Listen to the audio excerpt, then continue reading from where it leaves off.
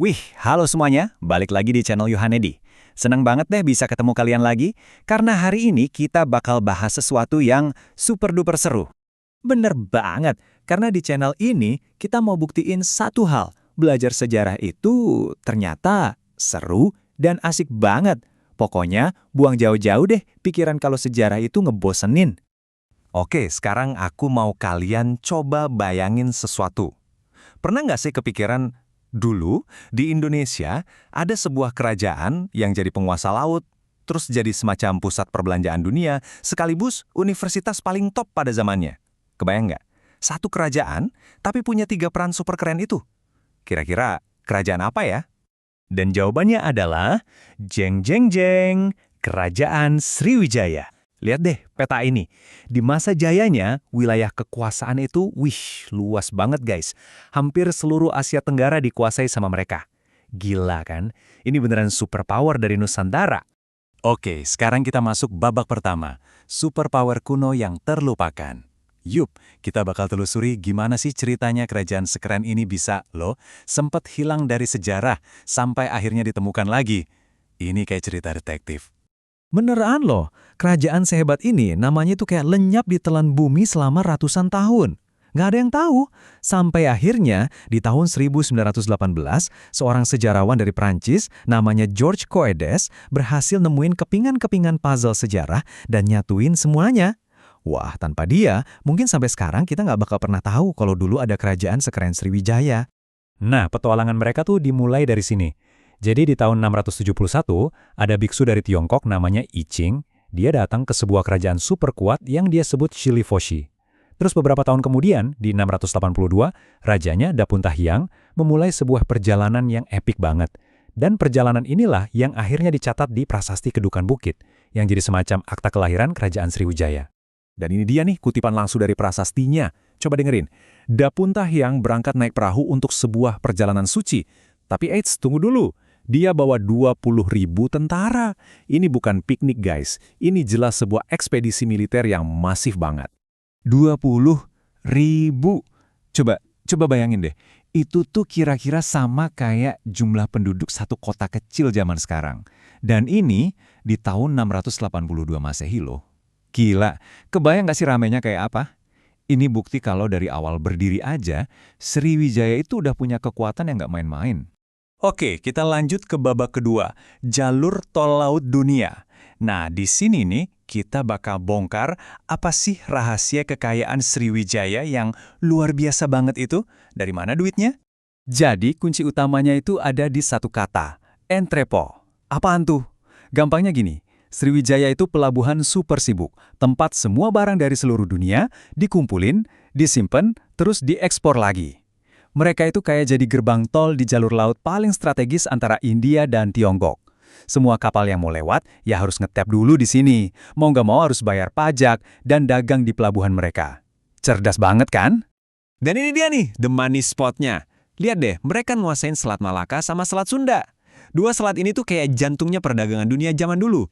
Jadi, dengan nguasain dua jalur ini, Sriwijaya itu secara harfiah megang kunci berangkas perdagangan global. Siapa yang nguasain selat ini? Ya dia yang jadi bos ekonomi dunia saat itu. Simple! Terus apa aja yang dijual di sana? Wah, ini dia nih harta karunnya. Ada kapur baru sama kemenyan dari Sumatera, sutra dan porselen super mewah dari Tiongkok, kain katun dan botol-botol parfum dari Timur Tengah, belum lagi cengkeh dan pala langsung dari Kepulauan Rempah. Emas dan timah juga ada. Gila kan? Ini beneran kayak mallnya dunia zaman dulu. Dan ini bukan cuma cerita loh, ada bukti fisiknya. Para arkeolog itu nemuin peninggalan kayak keramik dari Tiongkok, sama botol parfum dari Timur Tengah di satu bangkai kapal yang sama. Ini bukti otentik banget kalau barang dari ujung dunia yang beda tuh benar-benar ketemu dan diperdagangin di sini, di wilayah Sriwijaya. Jadi, biar gampang ngebayanginnya, anggap aja pelabuhan Sriwijaya itu adalah mall terbesar dan paling gaul di zaman kuno. Semua pedagang dari Tiongkok, India, sampai Arab kumpul di sini buat shopping dan tuker-tukeran barang dagangan. Keren abis?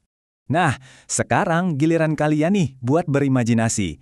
Coba deh, kalau kalian jadi pedagang di zaman itu, kira-kira barang apa sih yang bakal kalian bawa buat dijual di Sriwijaya biar laku keras? Coba deh, iseng-iseng tulis jawaban kalian di kolom komentar di bawah. Aku penasaran. Oke, lanjut ke bawah ketiga. Universitas para biksu. Nah, ini yang bikin Sriwijaya makin keren. Ternyata, mereka itu bukan cuma soal dagang, duit, dan kekuasaan aja. Sriwijaya juga jadi pusat ilmu pengetahuan yang luar biasa banget. Ini ada kesaksian langsung dari Biksu Aitsing yang tadi kita sebut. Dia bilang, kalau ada biksu Tiongkok yang mau ke India buat belajar agama Buddha, lebih baik dia tinggal dulu di sini, di Sriwijaya, selama 1 atau 2 tahun buat belajar. Wow, ini artinya Sriwijaya bukan cuma tempat transit, tapi beneran pusat studi agama Buddha kelas dunia. Kualitasnya bahkan disebut setara sama Universitas Nalanda yang legendaris banget di India. Dan jumlahnya nggak main-main, ada lebih dari 1.000 biksu dan ilmuwan yang tinggal dan belajar di Sriwijaya. Jadi ini bukan sekedar vihara biasa, tapi udah kayak sebuah kota universitas yang rame banget sama para pelajar dari berbagai negara. Dan ini, lihat deh, salah satu bukti kemegahannya. Patung emas Avalokiteswara yang super indah ini ditemuin di Jambi. Lihat detailnya guys, halus banget. Ini nunjukin betapa tingginya level seni mereka dan betapa dalamnya pengaruh agama Buddha di Sriwijaya. Keren parah kan? Oke, sekarang kita sampai di babak terakhir yang agak sedih, tapi penting. Akhir kejayaan dan warisannya. Pertanyaannya, kenapa sih kerajaan yang sehebat ini kok bisa runtuh? Dan apa sih warisan yang mereka tinggalkan buat kita sekarang? Jadi, ternyata ada 2 masalah utama, semacam double trouble gitu. Pertama, serangan dari luar. Di tahun 1025, ada invasi besar-besaran dari kerajaan Chola di India yang benar-benar ngehancurin kekuatan angkatan laut mereka. Terus yang kedua, masalah dari dalam negeri. Sungai Musi, yang ibaratnya jalan tol utama ke ibu kota mereka, itu mulai dangkal. Akibatnya, kapal-kapal dagang raksasa jadi susah masuk, dan pelan-pelan ekonomi mereka pun jadi lesu. Tapi ceritanya nggak berhenti di situ. Meskipun kerajaannya udah nggak ada, semangat Sriwijaya, semangat maritimnya, diplomasinya, dan keterbukaannya sama budaya lain, itu ternyata nggak mati. Semangat itulah yang terus hidup dan ikut ngebentuk wajah Asia Tenggara sampai hari ini. Nah, ini pertanyaan terakhir buat kita renungin bareng-bareng. Setelah dengerin semua kisah jatuh bangunnya Sriwijaya yang luar biasa ini, menurut kalian, apa sih pelajaran paling penting yang bisa kita, sebagai bangsa Indonesia, ambil dari mereka untuk hari ini? Coba dipikirin deh. Oke deh, segitu dulu cerita kita tentang Sriwijaya kali ini. Makasih banyak ya udah nonton sampai akhir. Jangan lupa klik tombol subscribe biar kita bisa terus belajar sejarah seru bareng-bareng. Dan tentu aja, aku tunggu banget pendapat kalian di kolom komentar ya. Sampai jumpa di episode berikutnya.